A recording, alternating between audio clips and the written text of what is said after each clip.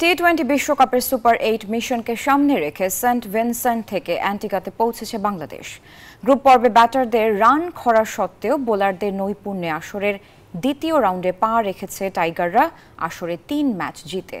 Super 8-এ Shakib Al Hasan, Towhid Hridoy আর মাহমুদুল্লাহ নির্ভরতা কাটিয়ে পুরো দল ফিরতে চাইবে রানে, আর বোলাররা চাইবে গ্রুপ পর্বের ধারাবাহিকতা ধরে রাখতে।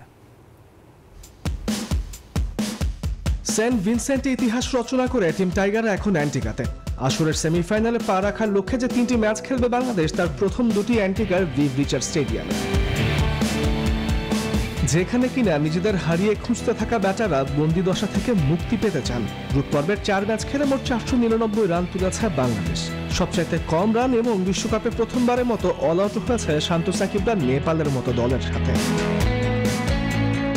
ব্যাটারদের রান খরার সাথে অধারাবাহিকতাটাও নিত্যসঙ্গী। তারপরও গ্রুপ পর্বের 4 ম্যাচে 3টিতেই জয় দিয়ে ইতিহাস গড়েছে বাংলাদেশ, মূলত তৌহিদ, শান্ত, সাকিব আল হাসান আর রিয়াদের ব্যাটে জোরেই। এই 3 ব্যাটারের ব্যাট থেকে পুরো দলের রানের 52%-রও বেশি এসেছে। তবে পরের গল্পটা শুধুই বাংলাদেশি বোলারদের জয় জয়কারের কথা। শুরুটা করা যেতে পারে তানজিম হাসান সাকিবকে দিয়ে। চলতি বিশ্বকাপে সেরা বোলিং ফিগারের 4 নম্বরে তার নাম প্রোটিয়া নর্থের সাথে।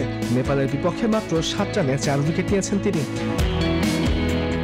পুরো আসরে বোলিং করে সেরা 10-এ টাইগার পেসার মুস্তাফিজুর রহমান, তবে পুরো 4 ম্যাচে 16 ওভার বোলিং করা বোলারদের হিসেবে ফিজ দ্বিতীয় সেরা। সেরা ইকোনমির বোলিংয়ে সেরা 6-এর দুজনেই বাংলাদেশি। নেপালের বিপক্ষে মুস্তাফিজ ও তানজিম সাকিব 4 ওভারে রান দিয়েছেন ওভার প্রতি মাত্র 1.75 করে। আর আসলে দ্বিতীয় সর্বোচ্চ 9 উইকেট তানজিমের নামের পাশে, আর 7 উইকেট নিয়ে 3-এ রয়েছেন মুস্তাফিজুর রহমান। লকি ফার্গুসনের ইতিহাস গড়া 4 ওভার মেডেনের পর তানজিম সাকিব নিয়েছেন 2টি করে মেডেন ওভার হার্দিক পান্ডিয়া আর ট্রেন্ট বোল্টের সাথে।